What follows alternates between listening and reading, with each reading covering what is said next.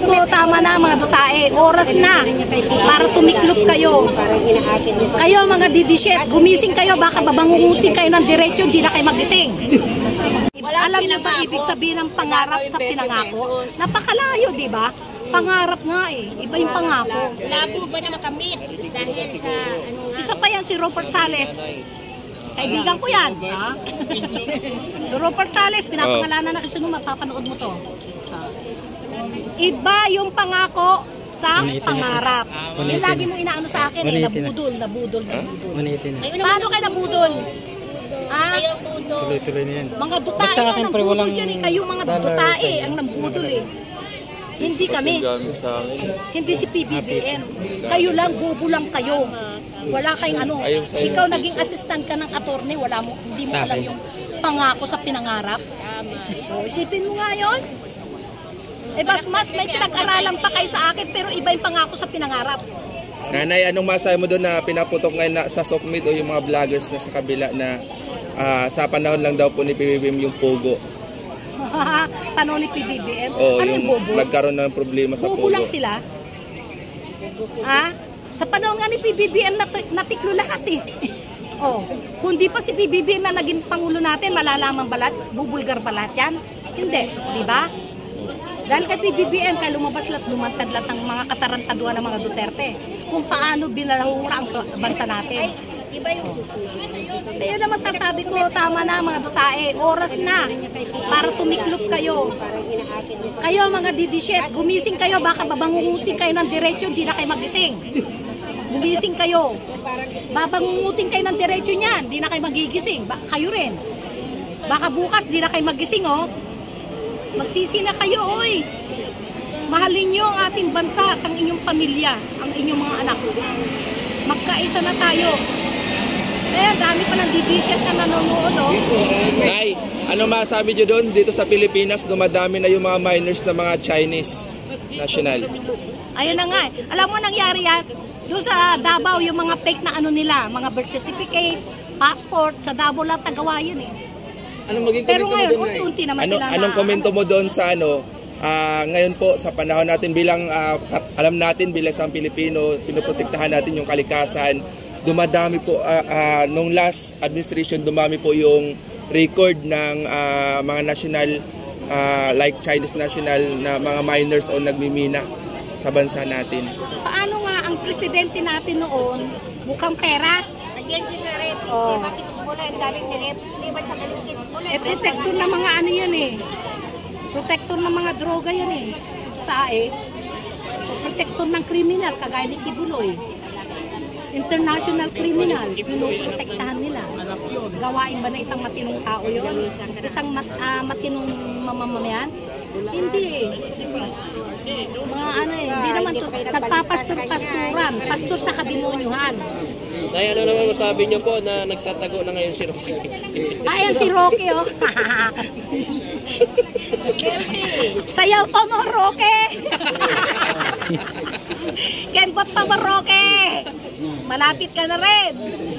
Lumabas ka na yan sa pinagtataguan mo. Kung wala talaga kasalanan, ba't nagtatago? Lalo kang mabubundat. Kung wala kang kasalanan, ba't ka nagtatago? Harapin. Bigay mo lang hinihingi ng kwadko mo, tapos na. Mapatunayan mo sarili mo, tapos na. O hindi, nagtatago ka eh. Gaya yan sila ba to ayaw marap sa kwadko? Kasi takot sila eh. Dahil may tinatago. Pinipensyahan niya yung sarili niya. Kung wala silang tinatago, matapang silang harap sa Quadcom, di ba? Kasi yung Quadcom, hindi sila sasantuin, di gaya sa Senado eh. Mga kalyado ni Duterte dun. Si Risa lang matapang dun. Kaya nga, kung sino pang babae, ano, siya pa nagtanggol. Siya pa nag-imbestiga talaga, nagtanong na walang tao. Boboto ka namin Ano ngayon. masabi doon ba? Sigaw-sigaw pa si Robin ata doon eh. Si Robin wala naman yun. Nabudol din tayo ni Robin. Ay, hindi ko binoto yan! Ano ang punta ni Robin? Ang alam namin, unity. Kaya kami, binoto Unity. namin. Niniwala ba kayo na 32,000, 32 million yung bumoto kaya Hindi nga raw siya yung ni BBM, sabi niya. ang tanong, kung 31 million doon, kay PBBM, 1 million kay Sara lang. Kaya naging 32 million. Yun ang exacto nun. Hindi nga raw siya, hindi na nga raw siya yung Subukan nila ngayon, botohan. O, di ba ka, 1 million na lang. Wala ka na, Padilla, kayo, Bongo, Bato. 32 million Ang 31 doon kay PBBM. Si Pimentel, si Yung ano 1 million po. sa Wala na yung mga Yung mga line-up.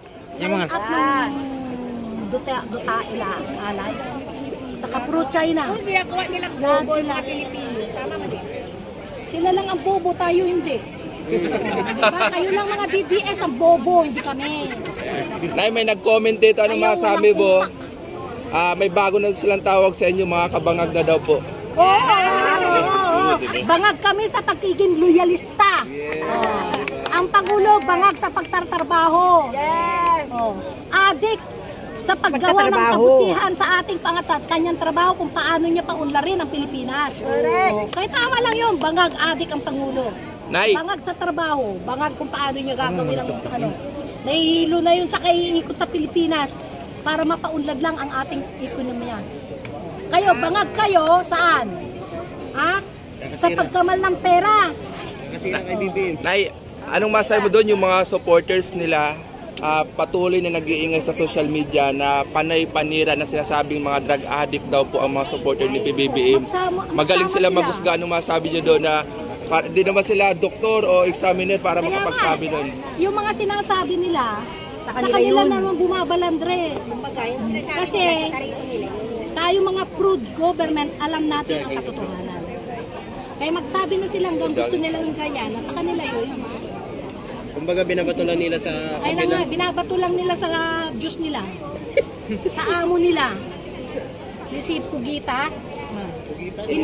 Hindi na pusit yan. Si Pugita yan. Sa Saramaw. Tignan mo, nag-aasit siya ngayon ng tinta niyang itim. Pagkalangsa-langsa, di ba?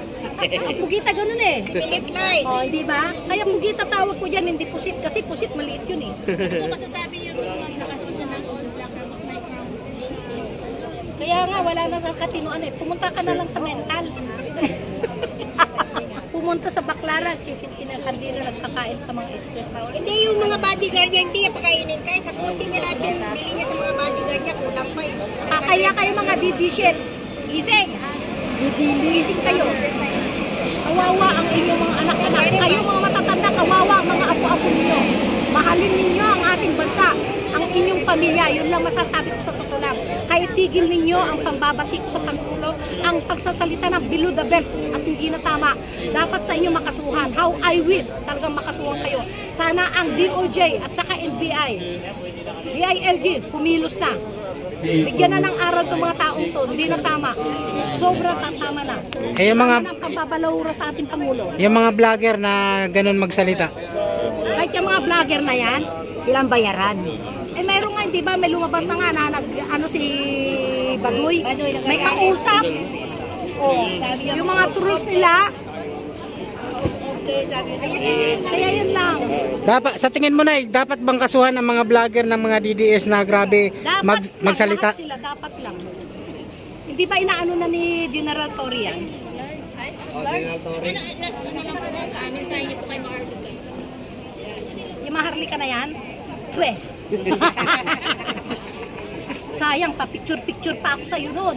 Nung counting. Kala ko talagang suportado ka. Kayong pala may sariling agenda. Pinagbigyan, ano? Pinagbigyan. Hindi ka napagbigyan. Ayun, bumuka na ng bumuka. Asan ka na ngayon? Nananahimik na yata kayo ngayon Lumabas na kayo. Pumunta ka dito sa Maynila, sa Pilipinas. Idulo ng buko, wala na. Nay, batiin mo muna yung mga kaloyalista nyo po na nanonood ngayon. Mga kaloyalista, laban lang tayo, laban tayo, laban. Pagpatuloy natin to, paglaban at protektahan natin ang ating Pangulo, ang ating bansa. Para sa mga didishit na to. Sobra na eh. Tayo alam natin ang katotohanan. Ano man ang sabihin nila. Kaya naibulalas ko na yung galit ko sa kanila eh. Kasi sa Facebook di ako makaganti. Sa mga kakamping na yan. Nanay, sino daw ang the best president muna daw? Walang iba kundi ang Marcos. Apo na kasi kasi PBBM lang. Walang iba. Nay, mensahe nyo daw po sa mga kakamping. Ang kakamping, saludo rin ako sa inyo. Okay naman ang saludo. Okay kayo. Pero BBM naman yung iba. Talagang wala silang walang lumakma kalaban sa kanila. Ano yung sinagot ko ni Sandro Marcos? Ni Kong Sandro? Ha? Sinagot ko ni Kong Sandro.